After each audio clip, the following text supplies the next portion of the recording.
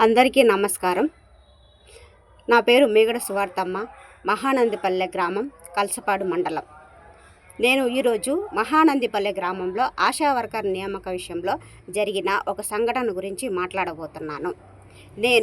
నాతో పాటు చాలామంది కూడా ఆ పోస్టుకు అప్లై చేసుకున్నారు. అందరికీ విద్యా అర్హతలు ఉన్న వాళ్ళే. అయితే అందులో ఒక క్యాండిడేట్ వచ్చేసి అప్లై చేసిన కొద్ది రోజుల నుంచి ఆ పోస్ట్ నాకే వస్తుంది అని ఊర్లో చెప్తూ ఉంది. అయితే ఈ విషయంలో నేను ఆ క్యాండిడేట్ గురించి 2 మైనస్ విషయాలు ఉన్నాయి. ఒకటి, ఆ అమ్మాయి ఆ ఊరికి కూతురు, కోడలు కాదు. తను చాగల్మరి మండలానికి సంబంధించి పెళ్లి చేసుకుంది. తన భర్త అక్కడుంటాడు. ఆ అమ్మాయి కొన్ని కారణాల వల్ల ఇంట్లో ఉండిపోయింది, అంతే. నెక్స్ట్ వన్, తనకి 10th class original mark list లేదు. సో నేను ఈ 2 విషయాలను మెన్షన్ చేస్తూ ఒక అర్జీ రాసి నేను కలసపాడు మండలము మెడికల్ ఆఫీసర్ గారికి ఒక అర్జీని సబ్మిట్ చేసిన. అలాగే డిఎంహెచ్ ఆఫీసులో కూడా నేను ఈ విషయాలను మెన్షన్ చేస్తూ కరెక్ట్ అభ్యర్థిని సెలెక్ట్ చేయండి, ఎవరికి ఇచ్చినా పర్లేదు, కానీ కరెక్ట్ అభ్యర్థిని మాత్రం సెలెక్ట్ చేయండి, ఇలా ఉంది సిచ్యువేషన్ అని నేను ఆ డిఎంహెచ్ ఆఫీస్కి వెళ్ళి అర్జీ సబ్మిట్ చేసిన. అలాగే కలెక్టర్ ఆఫీసులో కూడా నేను ఒక అర్జీని సబ్మిట్ చేసిన. ఇలా చేసినప్పటికీ కూడా అదే అభ్యర్థిని సెలెక్ట్ చేసి అపాయింట్మెంట్ ఆర్డర్ ఇచ్చేశారు. అపాయింట్మెంట్ ఆర్డర్ ఇచ్చే టయానికి బేసిక్ ఫార్మాలిటీస్ అంటే తన దగ్గర ఒరిజినల్ సర్టిఫికేట్ ఉందా లేదా, మరి మేము అర్జీలో ఏ విషయాలైతే మెన్షన్ చేశామో ఆ విషయాలను వాళ్ళు ఏమాత్రం పరిగణలోనికి తీసుకోలేదు. వాళ్ళకు నచ్చిన క్యాండిడేట్నే, రాజకీయ పరంగా వాళ్ళు నచ్చిన క్యాండిడేట్నే సెలెక్ట్ చేశారు. మరి నేను మెడికల్ డిపార్ట్మెంట్ వాళ్ళని అడుగుతున్నాను ఈ వీడియో ద్వారా, భర్తతో గొడవలు పడి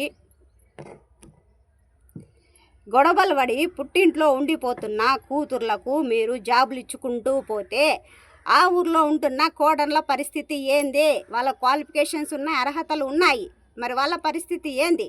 రేపు ఆ అమ్మాయి భర్తతో కాంప్రమైజ్ అయ్యి పిల్లల కోసమైనా కాపురానికి వెళ్ళిపోతుంది. మీరెవరైనా అమ్మాయిని ఆపుతారా? ఈ విధంగా చూసుకుంటే నాతో పాటు అప్లై చేసిన ప్రతి ఒక్కరికి అన్యాయమే జరిగింది. ఈ వీడియో ద్వారా నేను నిరుపేద నిరుద్యోగులకు చెప్పే విషయం ఏంటంటే, నీకాడ క్వాలిఫికేషన్ ఉందా, సీనియారిటీ ఉందా, రిజర్వేషన్ ఉందా, టాలెంట్ ఉందా చూడరు. నీకు రాజకీయం ఉందా, డబ్బు ఉందా, నీదే న్యాయం జరుగుతుంది. ఎందుకు నేను ఇప్పుడు ఈరోజు ఇంత ఆవేశపడుతున్నానంటే, నాకు గత 20 సంవత్సరాలుగా జరిగిన అన్యాయము ఇదే. నేను గత 20 సంవత్సరాలుగా మానందిపల్లెలో లోకల్గా పడుతున్న ప్రతి పోస్టుకు నేను అప్లై చేసుకుంటూనే వస్తున్నాను. నాకు ఈ పోస్టుకు న్యాయం జరుగుతుంది, నాకు ఈ పోస్టుకు న్యాయం జరుగుతుంది, ఈ ఉద్యోగం వస్తుంది, నేను అప్లై చేసుకుంటూనే పోతున్నాను. కానీ నాకు ఇంతవరకు ఏ పోస్టు కూడా న్యాయం జరగలేదు. డబ్బు రాజకీయం ఉంటేనే న్యాయం జరుగుతుంది, లేదంటే మాలాంటి వాళ్ళే పక్కన పడేస్తారు. మేము ఇచ్చిన అర్జీలు కూడా పట్టించుకోరు. నాకు జరిగింది అదే. ఇప్పుడు నాకు 10th ఇంటర్ క్వాలిఫికేషన్స్ ఉన్నాయి, కంప్యూటర్ నాలెడ్జ్ కూడా ఉంది. ఏ విషయానికి కూడా లోకల్లో నా విద్యా అర్హతల కోసం పెట్టుకున్న ప్రతిదానికి నాకు అన్యాయమే జరుగుతుంది.